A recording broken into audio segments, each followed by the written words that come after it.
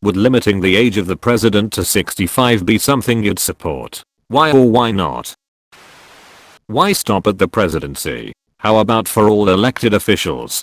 More importantly, the unelected officials. I loved RBG, but 80s and 90s is too ducking old to be on the Supreme Court. 80s and 90s is too ducking old to be on the Supreme Court. In Ireland, Supreme Court judges have to retire at the age of 70.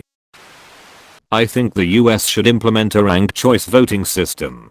I think that will have a much bigger impact on our political system. This concept is carrying more and more weight with me lately. My beef with presidential elections is that by the time I get any say, Pennsylvania, all I get to do is pick which is the lesser of two evils, a binary decision laid in front of me. I really want to see the panic on politicians' faces after the first major election with ranked choice.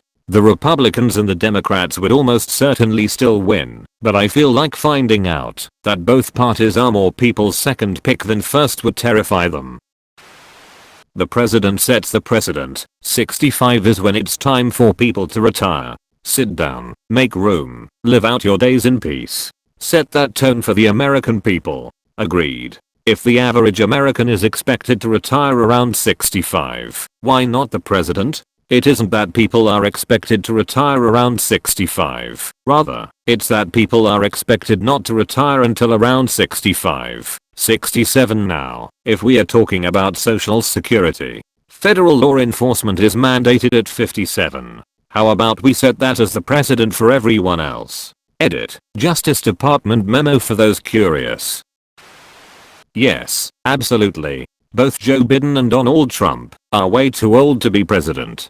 So was Reagan when he ran 40 plus years ago. Hell, I'd even go further and cap the ages for all elected officials at 65. At 69 years 348 days old, Reagan was the oldest president ever elected when he won. Trump broke that by almost a year when he was elected at 70 years 220 days old. Then Biden obliterated that when he was elected at 78 years 61 days old. We are trending in the wrong direction with this. Biden was older entering office than Reagan when he left office, the oldest president when leaving office. Yeah. Even arguments about mental fitness aside, I think we should limit to candidates who would at least be reasonably expected to spend a couple decades in whatever world they create. Edit. By the teats of Thor. This was apparently the most upvoted comment on June 9th of 2022. Reddit sent me a little badge over it. I like your reasoning. Heck yeah. Fuck yeah. Make sure they are here to suffer with the rest of us. No bouncing out of this mortal coil into the void. That's what I wanna see, baby. Yes, being wealthy makes life easier under all circumstances. I never said it didn't. Thank you for solving the mystery, Sherlocks. You are really giving me a raging clue right now with your sharp observations.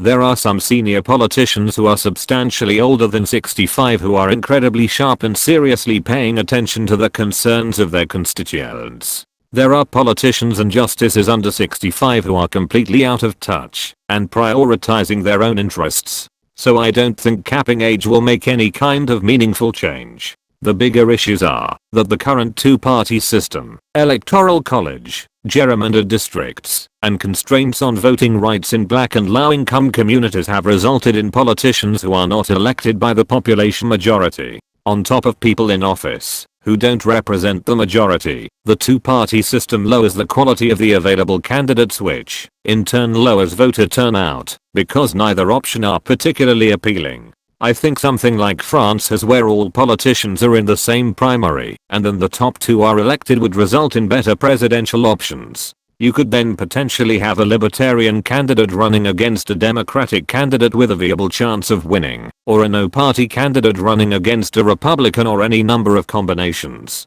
The mayors in my city don't affiliate with any party, and honestly it's refreshing. It's like having someone competent in charge without any political drama. All politicians should fuck off the second they hit retirement age. Those who would hit it during their term shouldn't be allowed to run for office. Isn't the retirement age 72 now? I feel like I saw that somewhere. Ninja Reddit. It's 67. It'll probably be like 80 by the time I retire. 72 is related to when you are required to begin taking minimum distributions from retirement accounts. Us millennials will never see retirement.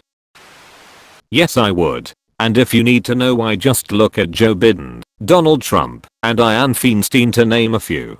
This country has way too many geriatrics running it. I would think old Chucky Grassley would set a precedent for both age and term limits, but that's none of my business. Dairy Queen, good for you know what. I would support it. Not only for the obvious issue of old people have mental health decline, and the debate of mental disorders like dementia, but a generational thing too. People who are 65 and up live totally different lives than me at 26, even if we live generally in the same or similar location, financial status, and social groups. Some of these politicians say they worked at McDonald's when in college too, and bought a house, and paid for their education at just $2 an hour. In 1960, $2 had the same buying power as $18. That's more than my previous factory job, which was just $16 an hour. How do you explain that to them? Even Bernie wants a $15 minimum wage, which is not even a living wage anymore. Even Bernie wants a $15 minimum wage, which is not even a living wage anymore. I think that's him trying to raise it to a number that has a chance. From what I know of Bernie, he'd want it even higher if he thought it could happen. I don't see how we could determine that 65 is the magic number for such a cutoff. People age at different rates. There are folks with dementia in their 40s, and some 90 years olds are still sharp as a needle. The better question to discuss is how to fix the way the executive is chosen. Is there a way to do this that would tend to yield better executives and stop putting partisan hacks in office?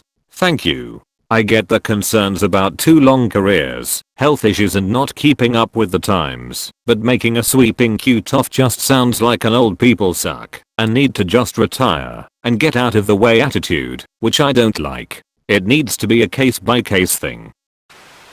I'm going to be the unpopular opinion here. I think having an age limit really does take away experienced candidates who have dedicated their lives to public service. While the majority of those people don't actually run for office, I think we do underplay how important experience and wisdom is important for a leader.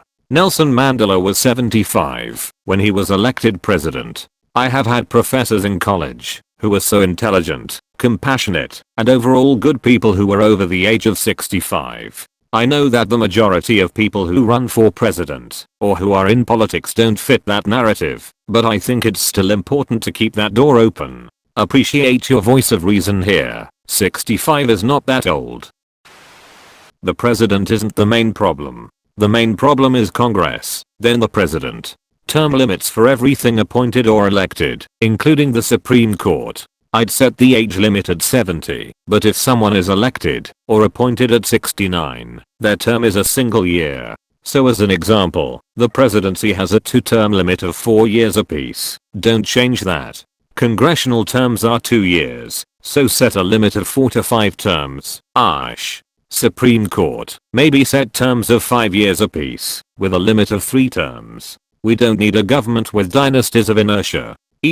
I love the responses this is getting. Yay, actual discussion. What we have right now is inherently flawed and undemocratic, with large swaths of our representatives not effectively representing much beyond their own political ideology, and, in various cases, representing their monetary sources, rather than their constituents. The above is a pipe dream, of course, but there's got to be something better. The end. Thanks for watching.